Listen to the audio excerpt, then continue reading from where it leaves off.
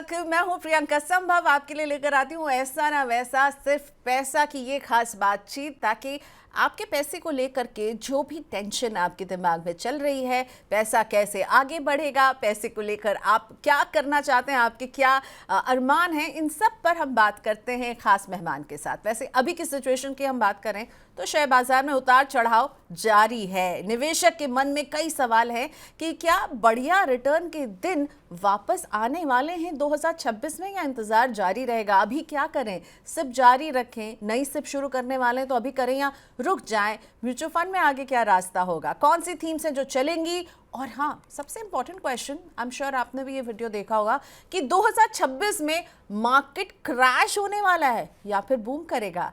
तो इन सारे सवालों के जवाब आज हमें मिलने वाले हैं एक बहुत ही खास मेहमान से।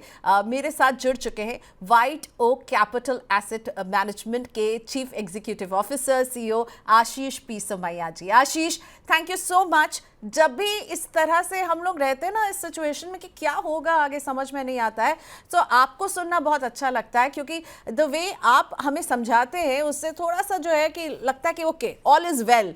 सो सबसे पहले ऑल इज वेल के बात पर आने से पहले 2025 it was not that well. Okay, काफ़ी पोर्टफोलियोज को हर्ट किया 2025 ने। इसकी बिगेस्ट लर्निंग आपको क्या लगती है जब आप पीछे मुड़ के देखते हैं? तो 2025 में आपको क्या लगता है कि आप इन्वेस्टर्स को वो क्या बताना चाहेंगे कि ये आपके लिए बिगेस्ट लर्निंग थी? देखिए, बार बार लर्निंग यही रिपीट होती है मार्केट साइकिल्स में कि भाई रेयर व्यू मिरर ड्राइविंग नहीं करना चाहिए। तो इसके लिए ना प्रियंका जी, डिस्क्रिप्शन देने के बजाय अगर मैं कुछ डेटा दूंगा आपको तो शायद बात और ज्यादा क्लियर होगी। अ, अगर आप देखें सितंबर 2024 में मार्केट का पीक हमको देखने को मिला। उससे मेरा मतलब है कि भाई 26,240 वगैरह कुछ हम लोगों को निफ्टी का लेवल देखने को मिला। तब आप देखें तो small cap, micro cap, railway, infrastructure, PSU, manufacturing, defence, इन सब चीजों को लेकर के बाजार में बहुत ही तेजी और kind of heated up environment. और अगर मैं आपको याद दिलाऊं सितंबर 2024 में, क्योंकि म्यूचुअल फंड इंडस्ट्री हर मंथ का डेटा पब्लिश करती है और हर मंथ इक्विटी और हाइब्रिड फंड्स मिला के, आर्बिट्राज को हटाकर, बट इक्विटी और हाइब्रिड बैलेंस एडवांटेज वगैरह जहां पे रिटेल इन्वेस्टर पैसा डालते हैं, हर महीने उसमें 30 से 35 हजार करोड़ आता है।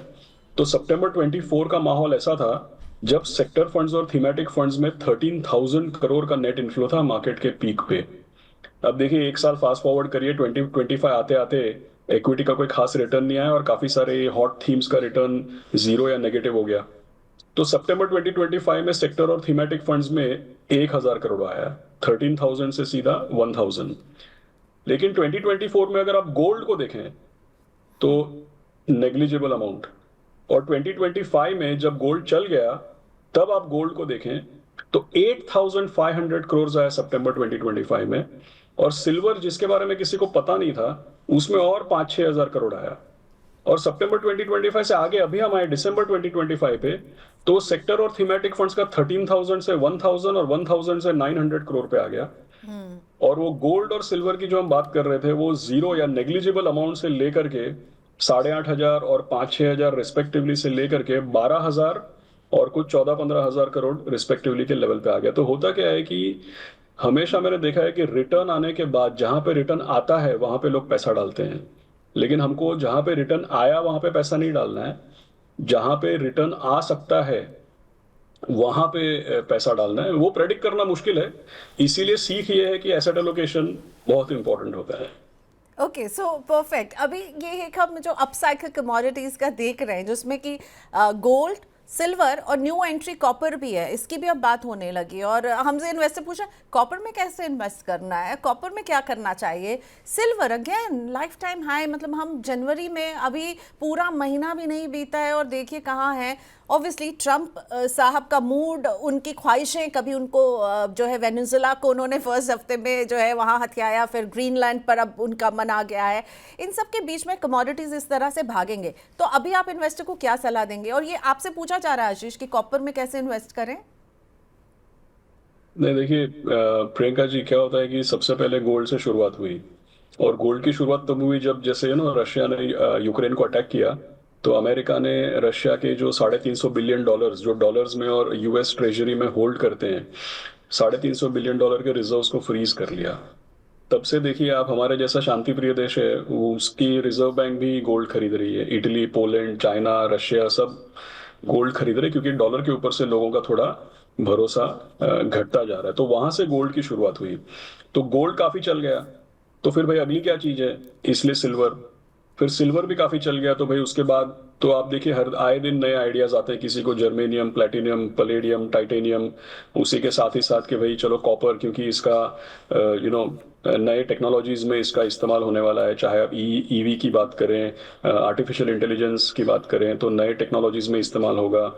तो एक्चुअली आई थिंक ये अब धीमे धीमे एक तरफ से आप देखें तो स्पेक्यूलेशन की तरफ बढ़ता जा रहा है। देखिए गोल्ड जो है वो हम जानते हैं कि दूसरी कोई करेंसी या दूसरे कोई एसेट क्लास पे जब लोगों को भरोसा नहीं होता है, तो वो लोग गोल्ड की तरफ जाते हैं as a store of value. लेकिन जब भाई हम अलग अलग रैशनल के साथ नई नई चीजों का जब इजाद करते हैं, जैसे आमतौर पे लोग क्या बताते हैं कि भाई सिल्वर जो है, सिल्वर का इंडस्ट्रियल यूज भी है।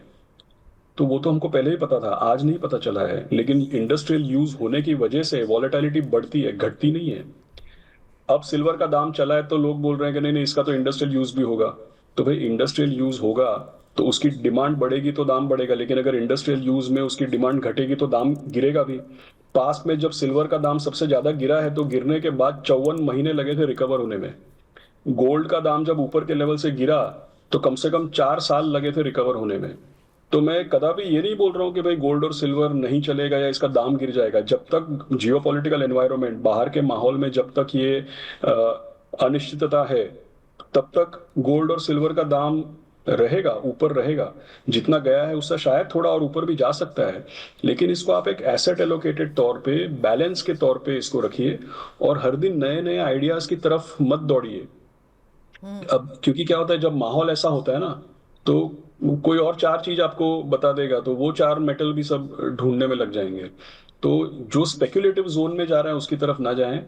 आपके पोर्टफोलियो में जब तक गोल्ड है, आप गोल्ड जरूर एसेट एलोकेशन में रखिए, लेकिन ये नए नए आइडियाज का रिस्क लेना एडवाइजेबल नहीं है। तो आशीष, मैं आपसे जब भी बात करती हूँ आपका जोर एसेट एलोकेशन पर रहता है, ठीक है। अब इक्विटी में किसी तरह 2025 में 10 से 11% का रिटर्न मिला, वहीं गोल्ड जो है उसने हमको कुछ 75-76% का रिटर्न, सिल्वर ने तो ट्रिपल डिजिट रिटर्न दिया है। तो इस तरफ जो है ना वो रीसेंसी बायस रहता है कि भाई यही हीरो हैं तो यहीं पे पैसा, हम वैसे घोड़े पर थोड़ी दांव लगाएंगे जो लंगड़ा के दौड़ रहा है, जो तेजी से भाग रहा है उस पर दांव लगाना है। और यही एसेट एलोकेशन जो है आप बोलते हैं ये जान लो। तो जरा समझाइए कि आप मुझे कैसे कन्विंस करोगे कि लंगड़े घोड़े पर दांव लगाओ और जो दौड़ रहा है उस पर नहीं लगाओ। लेकिन प्रियंका जी, बात यह है कि शेयर बाजार में या फाइनेंस के इन्वेस्टमेंट के वर्ल्ड में इक्विटी डेफिनेटली लंगड़ा घोड़ा कभी नहीं होता है। इक्विटी का घोड़ा ऐसा है कि कभी तेज दौड़ता है, कभी स्लो दौड़ता है, कभी रिवर्स में जाता है, और कभी थोड़े समय थक के रुक जाता है। लेकिन लंगड़ा कभी नहीं होता है। वेरेज अगर आप देखें, क्यों मैंने बोला लंगड़ा नहीं होता है, क्योंकि आप देखिए जैसे मैंने अभी थोड़े समय पहले बताया कि भाई गोल्ड गिरा तो कितना समय लगा रिकवर होने में, सिल्वर गिरा तो कितना समय हुआ रिकवर में। आपको याद होगा 2008 से 2009 मार्च तक इक्विटी का इंडेक्स 60% गिरा। आपको पता है 60% गिरने के बाद रिकवरी में 19 महीने लगे केवल। क्यों 19 महीने लगे, और क्यों मैंने बोला कि इक्विटी का घोड़ा कभी लंगड़ा नहीं होता है? क्योंकि उसमें केवल प्राइस नहीं है, प्राइस के साथ अंडरलाइंग अर्निंग पर शेयर भी है। तो क्या होता है, इक्विटी का घोड़ा जब रुक जाता है या थोड़ा रिवर्स में भी जाता है, तो फिर उसको पीछे से अर्निंग पर शेयर की कहीं ना कहीं से पुश मिलती है। गोल्ड और सिल्वर जो है, इसका कोई अर्निंग पर शेयर नहीं होता है। इसमें कोई आपको इंटरेस्ट पेमेंट, डिविडेंड पेमेंट या अंडरलाइंग अर्निंग्स नहीं दिखते आपको, केवल सप्लाई और डिमांड पे डिपेंड करता है। और सप्लाई और डिमांड का क्या है, वो तो क्रिएट भी किया जा सकता है, हाइप भी किया जा सकता है।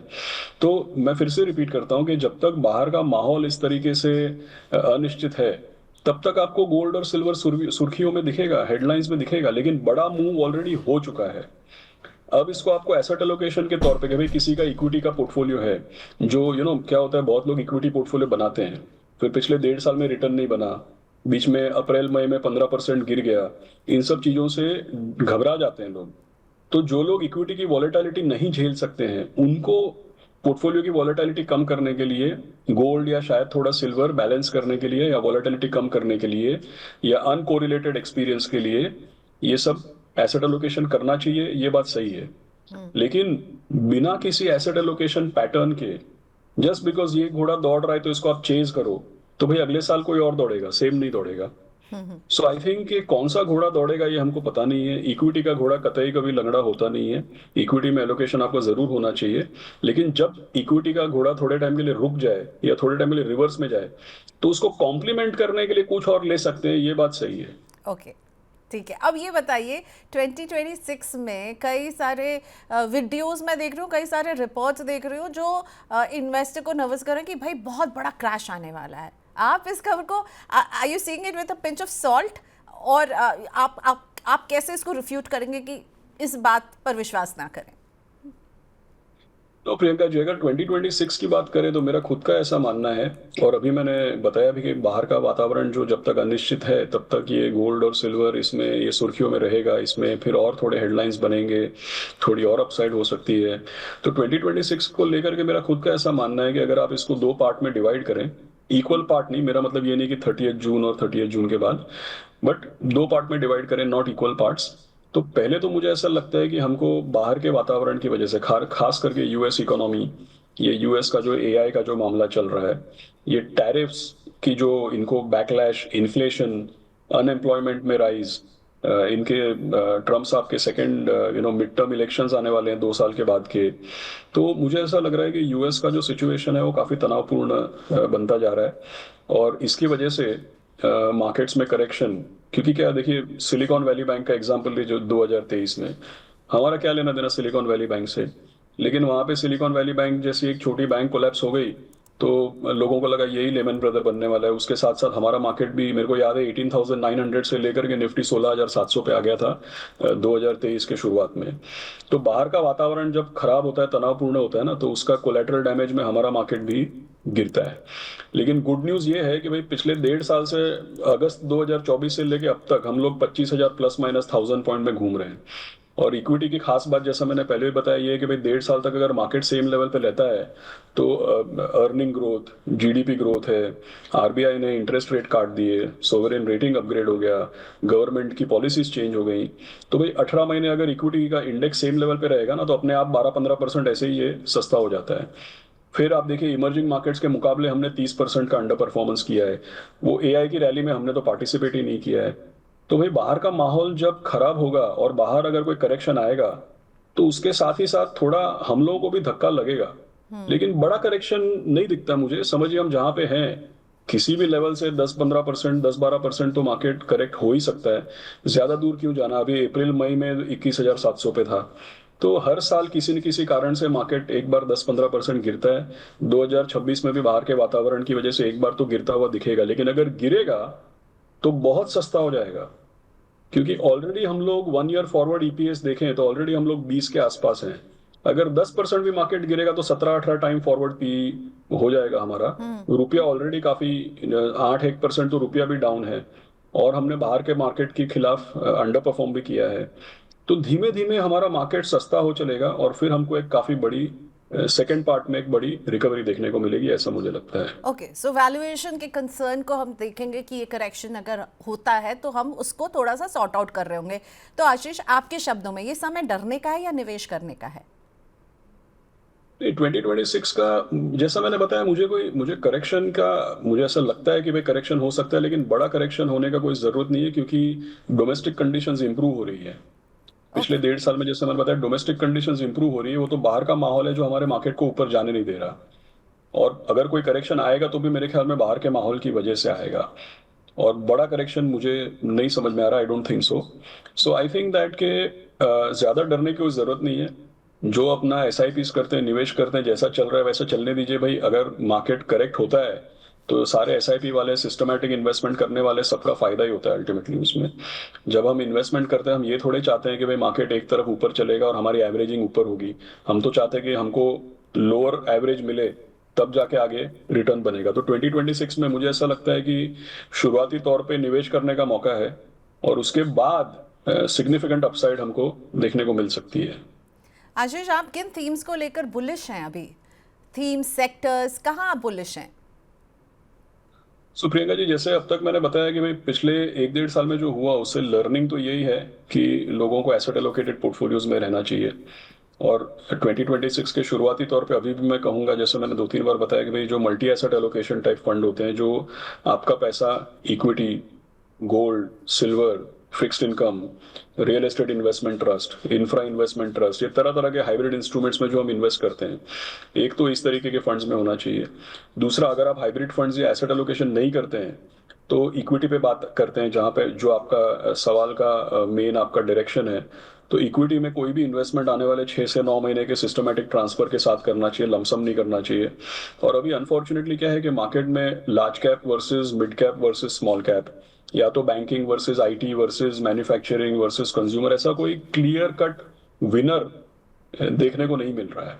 आप पिछले 1 साल से देखिए, जो आपने बताया कि भाई रिटर्न बना है सिंगल डिजिट या लो डबल डिजिट, वो स्टॉक पिकिंग से बना है, इंडेक्स को आउट परफॉर्म करने से बना है। कोई एक clear winner in terms of sector या थीम निकल के नहीं आया है, और मुझे अभी भी ऐसा कोई क्लियर विनर नहीं दिख रहा है। एक चीज जरूर मैं कहूंगा कि 2024 तक जितने भी वैल्यू, सिक्लिकल, कमोडिटी, पीएसयू, इस तरीके के सेक्टर ज्यादा चले। आगे जाकर के जब मार्केट सेटल होगा तो मुझे ऐसा लग रहा है डोमेस्टिक कंडीशंस ऐसा बताती हैं कि भाई कंजम्पशन ओरिएंटेड सेक्टर्स जो हैं वो शायद ज्यादा आउट परफॉर्म कर सकते हैं, लेकिन कंजम्पशन में एफएमसीजी या कंज्यूमर स्टेपल्स नहीं, मेरा इशारा कंज्यूमर डिस्क्रेशनरी की तरफ ज्यादा है। ओके, सो अगर हम बात करें कि कौन सी थीम, आपने कहा कि आप एक क्लियर कट विनर या क्लियर कट आगे बढ़ने वाली थीम्स नहीं बता पाएंगे जिस तरह का माहौल है, तो इसमें कौन सी थीम से आप दूर रहना पसंद करेंगे? अगर मैं क्वेश्चन को थोड़ा घुमा के पूछूं, और अर्निंग्स जब अभी आ रहे हैं, आईटी अगेन पेन में दिख रहा है, आशीष, योर व्यूज ऑन दैट? इसी देखिए, हम लोग जब निवेश करते हैं तो अक्रॉस सेक्टर्स, क्योंकि हर स्कीम का एक बेंचमार्क होता है और हम लोग बेंचमार्क को आउट परफॉर्म करने के लिए इन्वेस्ट करते हैं। तो हम लोग वैसे तो सेक्टरल इन्वेस्टर है नहीं, लेकिन किन किन सेक्टर से दूर रहना चाहिए, तो हमेशा मैं ये कहता हूँ कि भाई पिछले तेजी के, क्योंकि आपने हॉर्स या घोड़े का जैसे जिक्र किया, तो भाई मैं हमेशा कहता हूँ पिछले तेजी के घोड़े से दूर रहिए आप। तो भाई 2024 तक, बिकॉज अमूमन क्या होता है कि 2024 में जहां पे तेजी थी वहां पे लोग इन्वेस्ट कर रहे थे, फिर 2025 में वो चीजें अंडर परफॉर्म की, तो लोगों का टेंडेंसी होता है कि भाई उसी को एवरेज करते जाओ।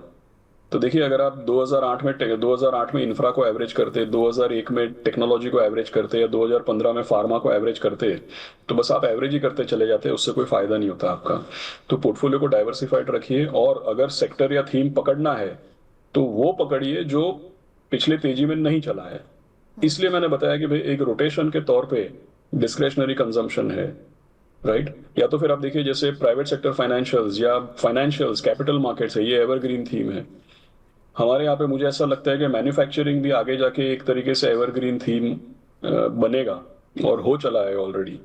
और आपने जैसे आईटी का जिक्र किया, तो आईटी में क्या है कि भाई जो ट्रेडिशनल आईटी है, लार्ज कैप आईटी है, उसमें जरूर आपने सही बताया, लेकिन क्या है कि आईटी ओवरऑल एक डिजिटल सेक्टर को देखना चाहिए। इसमें small and mid cap IT भी आता है, इसमें डिजिटल और टेक कंपनीज भी आती हैं, इसमें टेलीकॉम और मीडिया भी आता है। तो अगर किसी को एक थोड़ा लार्ज कैप आईटी के बजाय अगर एक ब्रॉडर थीम के बेसिस पे देखा जाए, तो डिजिटल डेफिनेटली एक तरीके से कॉन्ट्रा सेक्टर नजर आता है। और जो मैंने पहले कंज्यूमर डिस्क्रेशनरी बताया, कंज्यूमर डिस्क्रेशनरी और डिजिटल में भी काफी ओवरलैप्स हैं। तो आप या तो कंज्यूमर डिस्क्रेशनरी या तो डिजिटल, इस थीम को पकड़ के चलें तो बेटर आउट परफॉर्मेंस मिल सकता है।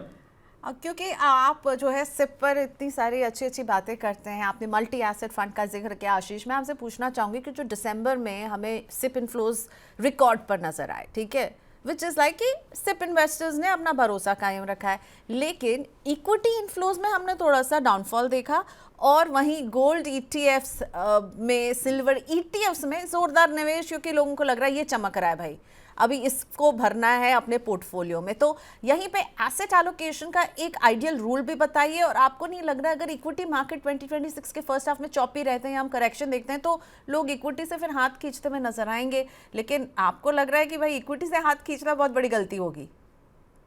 सी Priyanka ji, on lighter note मैं आपको एग्जांपल देता हूँ। जब अभी तो फिलहाल चलिए सर्दी का मौसम है, लेकिन जब बारिश आती है तो आप भी ड्राइव करते हैं, हम भी ड्राइव करते हैं। जब हम कार ड्राइव करते हैं तो आपने देखा कार में ऑब्वियसली जब बारिश आती है वाइपर यूज करते हैं हम, राइट।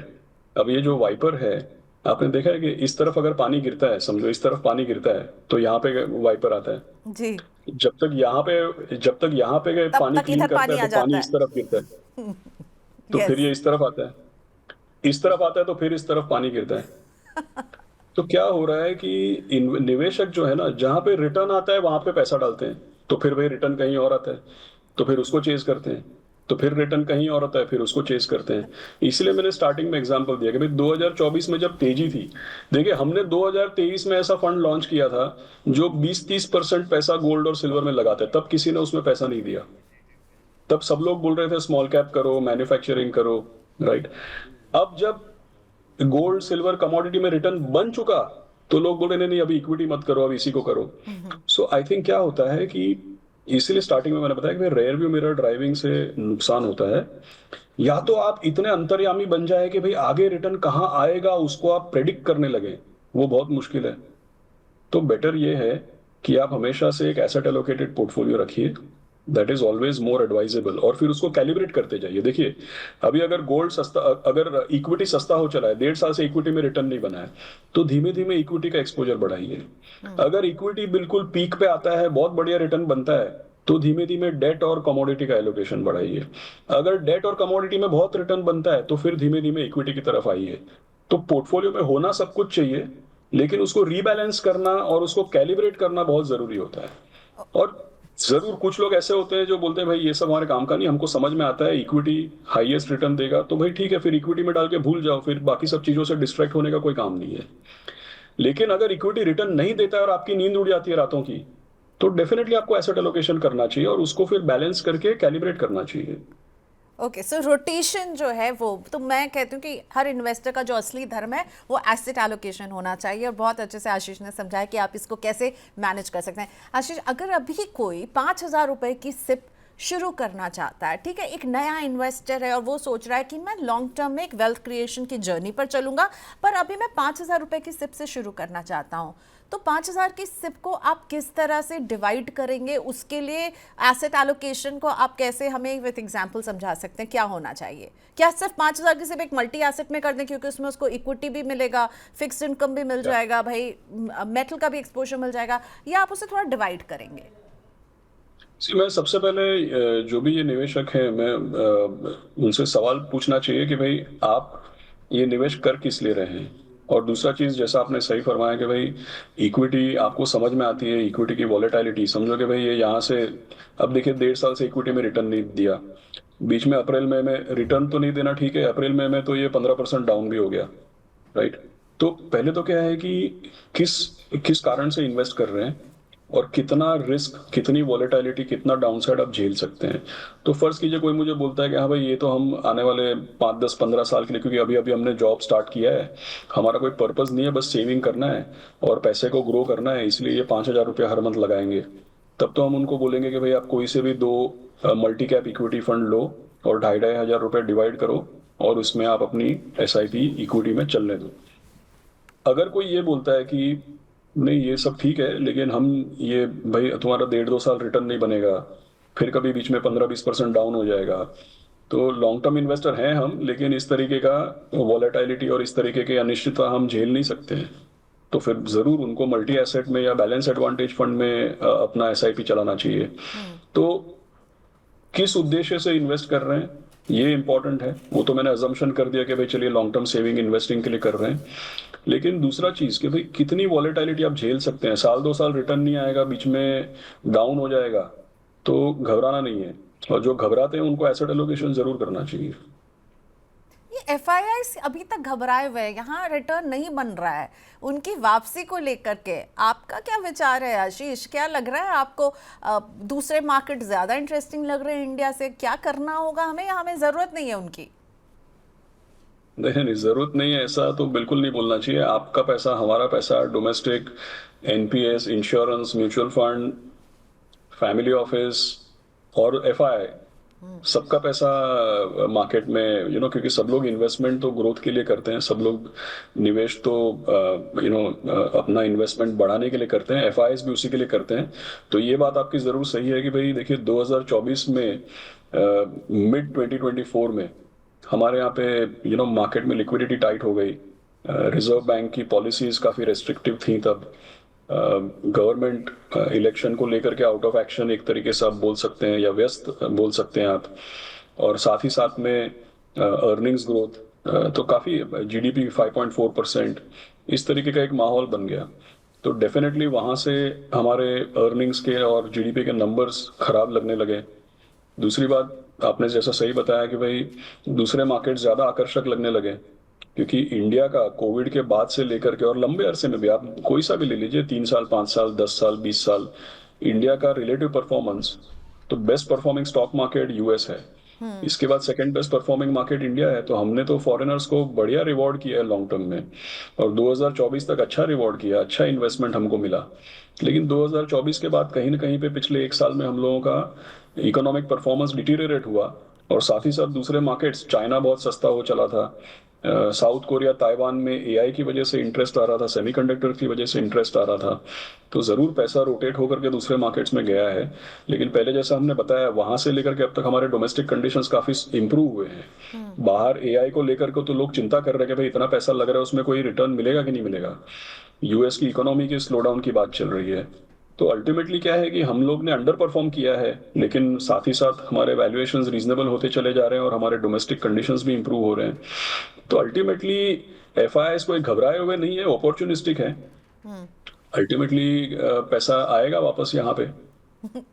ओके, चलिए, उम्मीद पे दुनिया कायम है, अब पैसा वापस आएगा। वैल्यूएशन के कंसर्न्स भी दूर होते हुए नजर आ सकते हैं 2026 में। आपको एसेट एलोकेशन का धर्म फॉलो करना। ओके, सो इस पॉजिटिव नोट पर इस बातचीत को खत्म करते हैं। बहुत शुक्रिया आशीष। उम्मीद पर दुनिया कायम है, और आशीष को ये उम्मीद है कि एफआईआईज भी वापस आते हुए नजर आएंगे, क्योंकि वैल्यूएशन के कंसर्न जो है वहां पर हम देखेंगे कि कुछ अच्छी खबर मिल सकती है, एक करेक्शन हम देख सकते हैं बाजार में। लेकिन एज ए रिटेल इन्वेस्टर आपका सिर्फ और सिर्फ एक ही धर्म है, एक ही कर्तव्य है कि एसेट एलोकेशन को नहीं भूलिएगा। केवल एक एसेट पर दाव नहीं लगाना है। Equity, fixed income instrument, real estate से लेकर गोल्ड और सिल्वर, सभी कुछ आपके पोर्टफोलियो में होना चाहिए, और उसे रोटेट करते रहना बहुत ज़रूरी है। तो ऐसे ही बनेगा पैसा भाई 2026 में। केवल एक एसेट पर फिदा नहीं होइएगा। बार बार हमारे एक्सपर्ट्स आपको ये संदेश दे रहे हैं। शुक्रिया हमारी इस बातचीत में जुड़ने के लिए। कमेंट बॉक्स में अपनी राय हमें ज़रूर लिखकर बताइएगा, और देखते रहिए मनी 9।